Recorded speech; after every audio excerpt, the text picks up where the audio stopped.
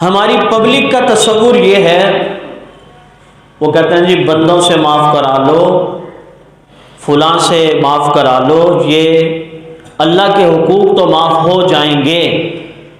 جملے پہ غور کیجیے گا، ایسے کہتے ہیں اللہ تو اپنے حقوق معاف کر دے گا، بندوں سے حقوق معاف کراؤ کہ بندے معاف کر دیں، ان سے معاف کراؤ، اللہ تو معاف کر دے گا۔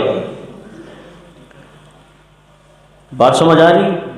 یہ انتہائی غلط ترین تصور ہے ہمارے لوگوں کا کہ بھئی اللہ نے اپنے اوپر فرض تو نہیں کیا کہ اللہ تمہیں معاف کر دے۔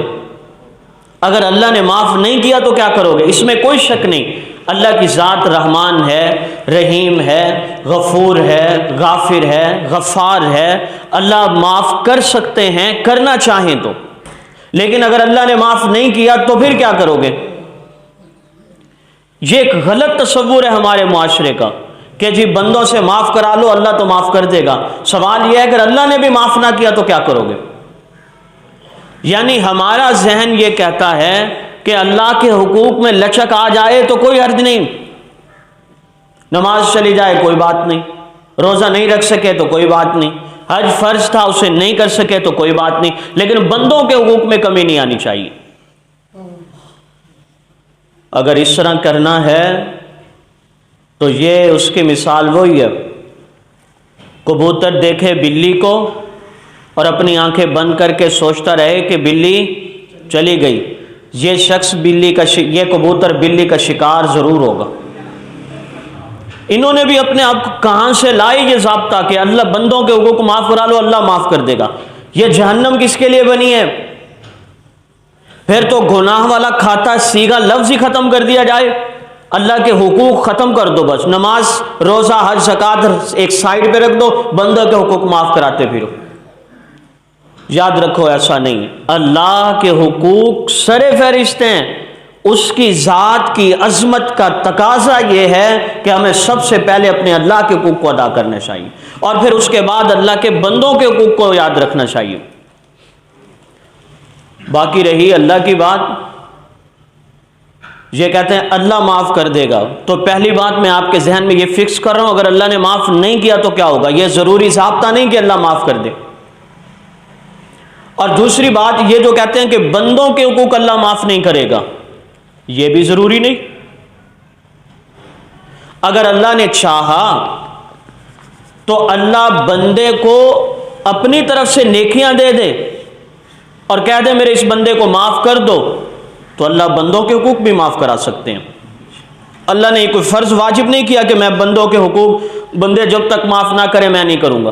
اللہ اگر چاہیں گے تو معاف کر دیں۔ اور میری بات سمجھ آ رہی ہے؟ آپ صلی اللہ علیہ وسلم نے ارشاد فرمایا میدان معاشر میں ایک طرف ظالم ہوگا دوسری طرف مظلوم ہوگا۔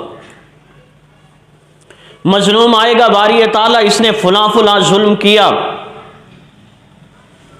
اللہ تعالیٰ ارشاد فرمائیں گے کہ آپ کے گناہ اس کو دے دیے جائیں، لہذا اس کے گناہ ظالم کے مظلوم کے گناہ کس کو دے دیے جائیں گے؟ ظالم کو۔ لیکن ابھی بھی حق باقی ہے، اب وہ کہے گا مظلوم کہ اس ظالم کی نیکیاں مجھے دے دی جائیں، اللہ تعالیٰ ارشاد فرمائیں گے مظلوم کو ذرا دیکھو نا آسمان کی جانب، وہ یوں اوپر دیکھو، وہ یوں اوپر دیکھے گا تو جنت نظر آئے گی، جنت کے محلات نظر آئیں گے۔ یا اللہ باری تعالیٰ یہ کس کے لیے ہے؟ اللہ تعالیٰ ارشاد فرمائیں گے یہ تمہارے لیے ہے، اس کی پیمنٹ تم کر سکتے ہو۔ ورز کرے گا پروردگار میں کیسے اس کی قیمت ادا کر سکتا ہوں؟ اللہ فرمائیں گے اسے معاف کر دو، بدلے میں یہ عالی شان محل جنت کا تمہیں دے دوں گا۔ وہ کہے گا یا اللہ میں نے اسے معاف کر دیا، تو اللہ تبارک و تعالیٰ اس جنت کے محل کا عالی شان بنگلے کا مالک اس شخص کو بنا دیں گے۔ اب یہ دونوں ضابطے ہمارے پبلک کے غلط ہیں کہ اللہ معاف کر دے گا، تو یہ ذہن میں بٹھاؤ اگر اللہ نے معاف نہیں کیا تو کیا کرو گے؟ اور دوسری بات بندے معاف نہ کریں تو اللہ نہیں کرے گا، ضابطہ یہی ہے، اصول یہی ہے۔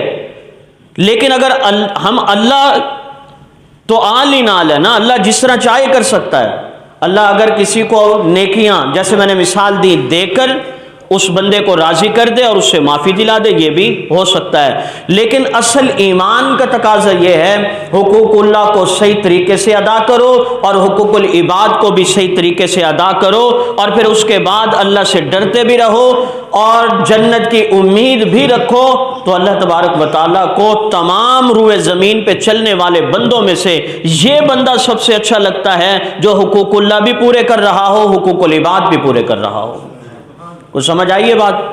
ورنہ ہمارے معاشرے میں یہ دونوں مریض پائے جاتے ہیں، ایک حقوق اللہ کو زور دے رہا ہے، دوسرا صرف حقوق العباد کو زور دے رہا ہے، دونوں کو لازمی